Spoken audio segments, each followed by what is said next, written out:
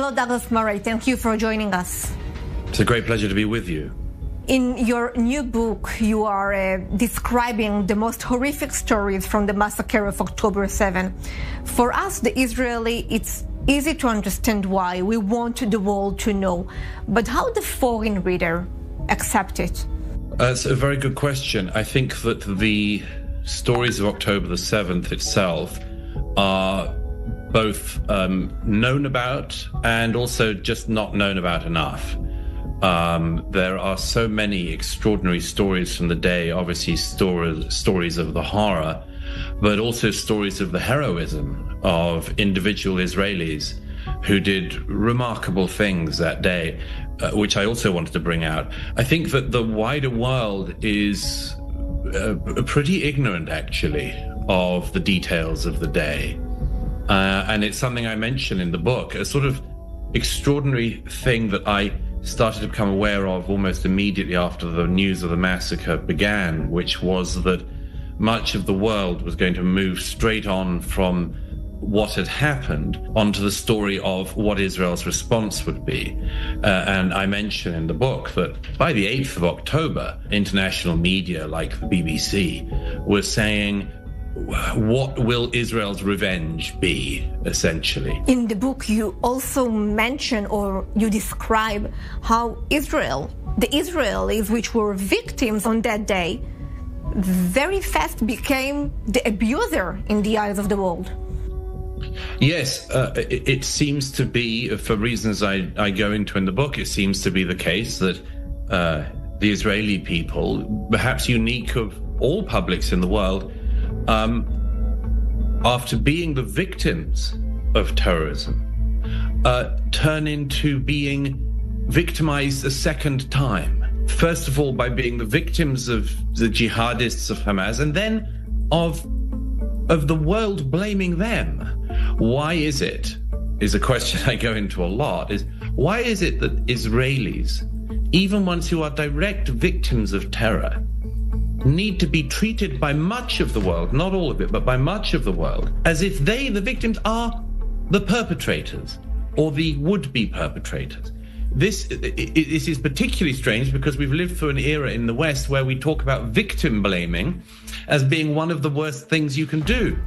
And yet in the case of Israelis, the victims of this, they're repeatedly victim blamed. So what is different when it comes to Israelis?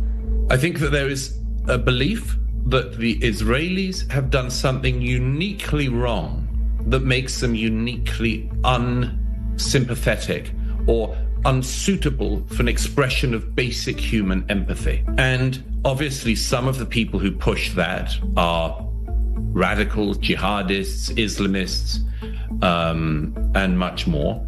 But I think that the wider explanation is the number of people in the wider West, in America and Britain and elsewhere, who really have been taught in American college campuses that Israel is a colonial power, that it is a white supremacist country, that it is genociding. Don't forget all the claims of genocide that we've heard in recent weeks. People were claiming there was a genocide in Gaza before October the 7th. Of course. But all of these claims have been made, and they have been absorbed and believed by large numbers of people in the wider West. Is it Israel or is it Jews and the Jewish state? Well, it's the same thing, isn't it? It is so convenient for people who would love to be openly anti-Semitic that they get to accuse Israel of everything. And if you say you seem to have a rather natural preoccupation with the world's one Jewish state, they think that they're not exposing themselves. Of course they are. Of course they are. And they've come into much clearer sight in the last 2 years. The government of Spain will approve the official recognition of Palestine as a state. Do you see this policy or this behavior also in the last days, what we see as the recognition of some Western countries in a Palestinian state? Oh, yes. I mean, there are many people around the world who do not have a state and whose right, justification, and much more to have a state is is powerful. I think, for instance, of the Kurdish people, who have been extraordinary allies of the West in many campaigns, not least the campaign against ISIS. No Western city has been pulled to a halt and had large protests of people demanding the right of the Kurds to have a state. And no Western governments make a unilateral declaration of Kurdish statehood. These are all countries that on October the 7th and 8th, 2023, said that they would stand with Israel. In under 2 years, they've decided to completely subvert their relationship with Israel, not do what they said they would do, which was to do everything they could to release the hostages and much more, but decided to declare a unilateral declaration of Palestinian state. It's pure gesture politics, of course, and as Marco Rubio said, in part, that's because of the large number of Muslim immigrants who have come into each of these countries. If you observe the protests in any of these Western countries against Israel, they are dominated by Muslim immigrants or the children of Muslim immigrants. But there's a second thing, of course, as well, which is those people I just referred to, who I go into in the book and try to explain, which is the Western people, not Muslim, but who have fallen into the religion of Palestinianism. They even dress in their sort of Palestinian chic, you know. They don kaffirs and say things like Palestine and things like that, thinking that they are so authentic. These are lost souls in the West who have basically discovered a new religion, and the religion is Palestinianism. But how do you explain the gap between the leadership and the people? This noisy minority is a threat, especially to leaders on the political left, like Starmer, like Mark Carney in Canada and Albanese in Australia. This is an electoral threat to some of them. Don't forget that, for instance, in Britain, Keir Starmer's Labour Party had MPs who stood as so-called Gaza independents and won a handful of seats at the last election. Can you imagine anything more ridiculous than somebody in Britain standing as a Gaza independent? What the hell has it got to do with them? What's Gaza to them?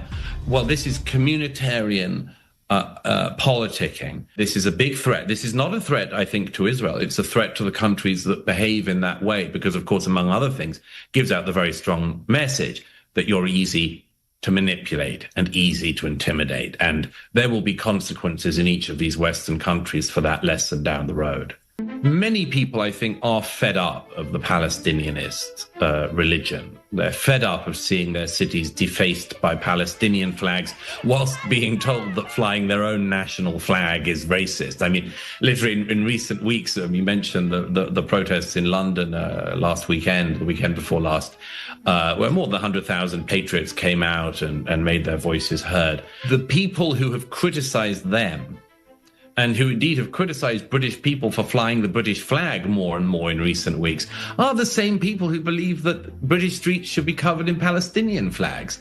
And I think it's inevitable that whilst being very concerned about the growth of this just anti-Israelism from, as I say, Muslims and also from just sort of lost souls, I think it's also necessary to notice that the majority of the public are unlikely to adore that movement.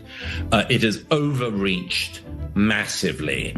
And I think a lot of people, you know, there was a group of football supporters the other week in Belfast in Northern Ireland. It may not be symptomatic, but it was pleasing.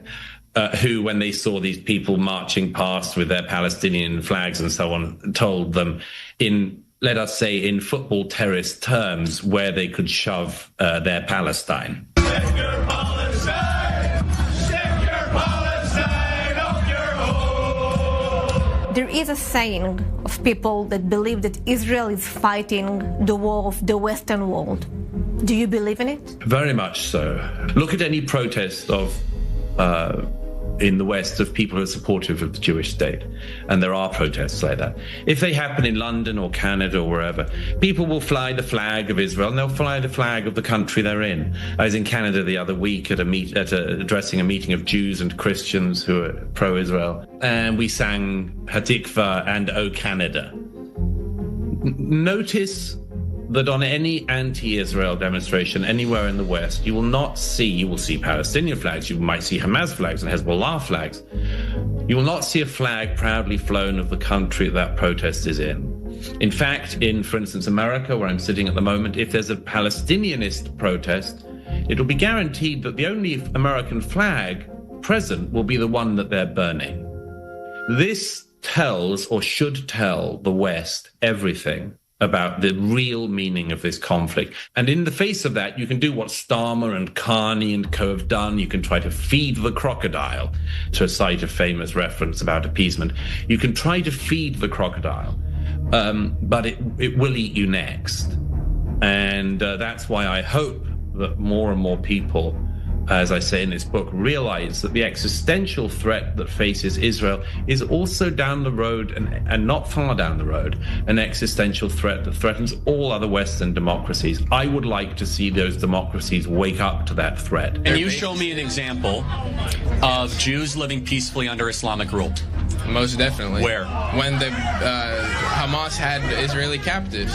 Have you seen the Israeli captives they killed? Douglas, we were all shocked from the murder of Charlie Kirk. I have to ask you, are you afraid? No, I'm not. No. I don't think there's anything that anyone can really do in the face of the sort of people who would shoot you for speaking. I think there unfortunately have always been people who think that violence is better than democratic politics, free discussion, and much more. But no, I think all that any of us can do is use our voices if we have, and if we have a platform, use our platforms to keep speaking the truth as we see it. That's what Charlie did till his dying breath. And I think that's what one lesson to take from it is that more people should use their voice and their platform to express the truth as you see it. It would be the greatest possible rejection of the people of violence. The Palestinian Authority has also now committed to pay salaries to the fighters and the terrorists of Hamas from October the 7th and their families. So tell me, please, Piers, or Mr. Barghouti, where is the good negotiating partner on the Palestinian side here exactly? How would you summarize the last 2 years as you've seen them? Well, I didn't just visit Israel. I lived in Israel for most of the period since October 7th. I sometimes joke to friends, maybe I've become a little bit Israeli. There's a debate about what that means, of course. But I think the Israelis will be happy. I'm less good at queuing than I used to be. But the resilience of Israelis and the bravery of so many Israelis is something that I've been in awe of. I also mean in a moral sense. I refer to the Hamas and so on as death cults because they are, and I've tried to popularize the use of that term to describe them. But I was deeply moved the other week when the Iran strikes were happening, and the Iranian government was sending ballistic missiles into Israel, and so many Israelis, they followed government regulations, obviously went to the shelters. Very important they did, but they were not fearful. It's not the same thing as not being worried, not being concerned. But I was particularly moved by a video that a friend sent me from a bomb shelter that she was in Tel Aviv. And there were all of these young people, and there was a group of girls, and they were dancing and singing.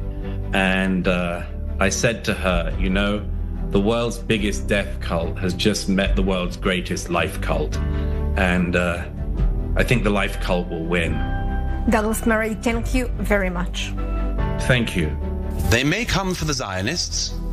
Very well. I am a Zionist. They may keep coming for the Israelis. Very well. I'm an Israeli. They may come continuously for the Jews. Very well. I'm a Jew. I'm Israel Chai. It's 2025. America's debt is over $37 trillion, and the dollar just had its worst crash since 1973. That puts your savings and your family's future at risk. That's why we trust Alpha Omega Gold, a company that stands unapologetically with Israel and supports Stand Tall Israel. Visit ao.gold/stand to claim your free Precious Metals Wayfinder Guide or call 1-855-426-4653 today. Protect your future before it's too late.